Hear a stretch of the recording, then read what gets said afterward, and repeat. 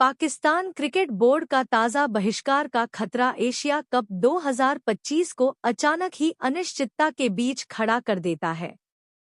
अगर पाकिस्तान वाकई यूएई के खिलाफ ग्रुप ए का मैच खेलने से मना कर देता है, तो परिणाम केवल एक होगा, उनका टूर्नामेंट से सीधा बाहर होना।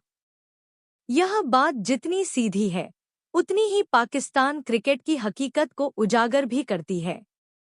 क्या खेल में बार बार राजनीतिक और भावनात्मक मुद्दों को घसीटकर पाकिस्तान अपनी ही टीम के भविष्य को खतरे में नहीं डाल रहा? और क्या दर्शकों की उम्मीदों के साथ इस तरह का खिलवाड़ लंबे समय तक बर्दाश्त किया जा सकता है?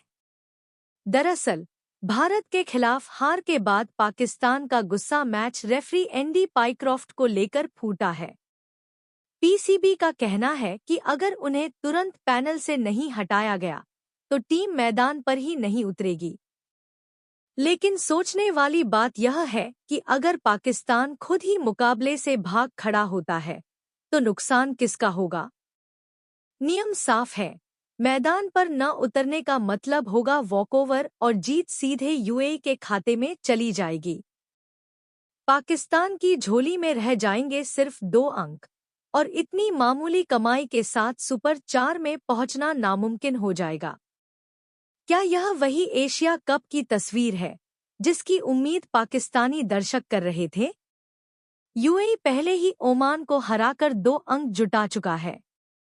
अगर पाकिस्तान मुकाबला छोड़ देता है, तो यूएई की झोली में सीधे 4 अंक आ जाएंगे और भारत की तरह वह भी सुपर 4 में पहुंच जाएगा। भारत पहले से ही पाकिस्तान और यूएई को हराकर 4 अंक के साथ सुरक्षित है।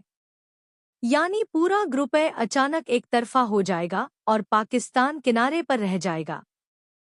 सवाल यह है कि जब मौका अब भी उनके हाथ में है, मैदान पर उतरकर सब कुछ अपने खेल से तय करने का, तो क्या बहिष्कार की धमकी देना सिर्फ अपनी असफलताओं को ढकने का एक आसान तरीका नहीं है?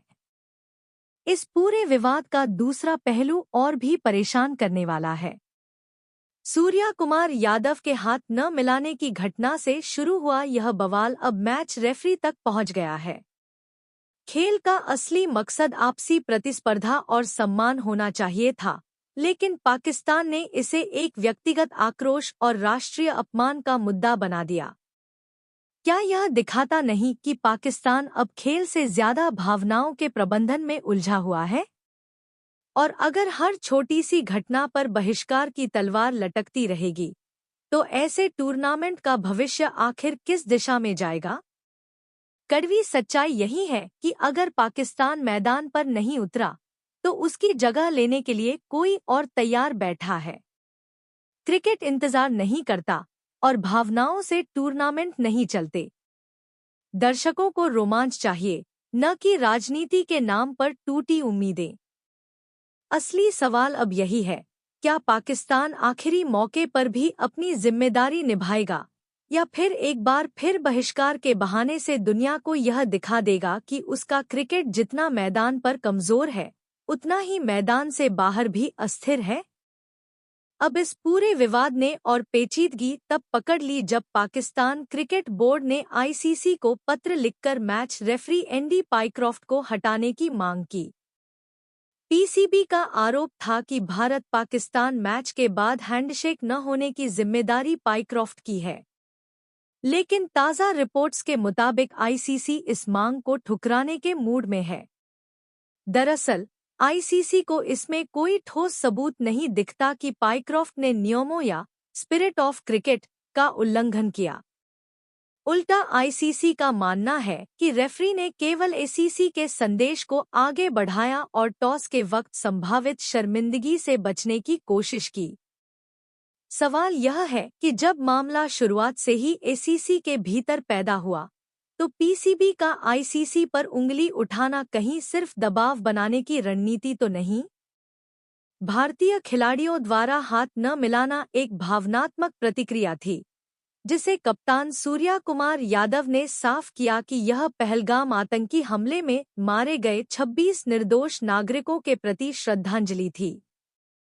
लेकिन पाकिस्तान ने इसे तुरंत क्रिकेट की गरिमा पर हमला बता दिया और अब रेफरी को बलि का बकरा बनाने की कोशिश कर रहा है। क्या पीसीबी यह समझने में नाकाम हो रहा है कि इस विवाद में असल दोषी कोई एक व्यक्ति नहीं बल्कि माहौल ही है और इसे आगे बढ़ाने से उनकी अपनी टीम पर ही दबाव बढ़ेगा? दिलचस्प बात यह है कि टाइम्स ऑफ इंडिया की रिपोर्ट ने साफ किया कि पाइक्रॉफ्ट ने टॉस से पहले केवल एसीसी के किसी अधिकारी का संदेश दोहराया था। यानी असल सवाल यह होना चाहिए कि एसीसी ने कप्तानों को हैंडशेक से बचने की सलाह क्यों दी और किस मकसद से। परंतु पीसीबी ने वहां सवाल पूछने के बजाय आईसीसी पर दबाव बनाने का आसान रास्ता चुना। क्या यह दिखाता नहीं कि उनकी प्राथमिकता असल सच्चाई जानना नहीं बल्कि अपने घरेलू दर्शकों के सामने आक्रोश और पीड़ित होने का नाटक करना है? इधर एसीसी अब एक बीच का रास्ता निकालने पर विचार कर रहा है। खबर है कि पाइक्रॉफ्ट को पाकिस्तान के बचे हुए मैचों से हटाकर रिची रिचर्डसन को शामिल किया जा सकता है। यह समाधान पीसीबी को तात्कालिक राहत देगा, लेकिन सवाल यह है कि क्या इस तरह की अस्थायी व्यवस्था से असल समस्या हल होगी? जब भी मैदान पर हार मिलती है तो बाहरी मुद्दों पर ध्यान भटकाना और बहिष्कार की धमकी देना कहीं पाकिस्तान क्रिकेट का नया पैटर्न तो नहीं बन गया है? अंततः इस पूरे घटनाक्रम का नुकसान खेल को ही उठाना पड़ता है। दर्शकों के लिए मैच मनोरंजन और जुनून का जरिया होता है, लेकिन जब बार बार राजनीतिक और भावनात्मक मुद्दे बीच में खड़े हो जाते हैं तो क्रिकेट की असली आत्मा दबकर रह जाती है। अब गेंद पाकिस्तान के पाले में है। क्या वे मैदान पर उतरकर अपने खेल से जवाब देंगे या फिर एक और विवाद में उलझकर खुद को एशिया कप से बाहर कर लेंगे? यही वह मोड़ है जहां से यह टूर्नामेंट या तो क्रिकेट की जीत बनेगा या फिर विवादों का शिकार।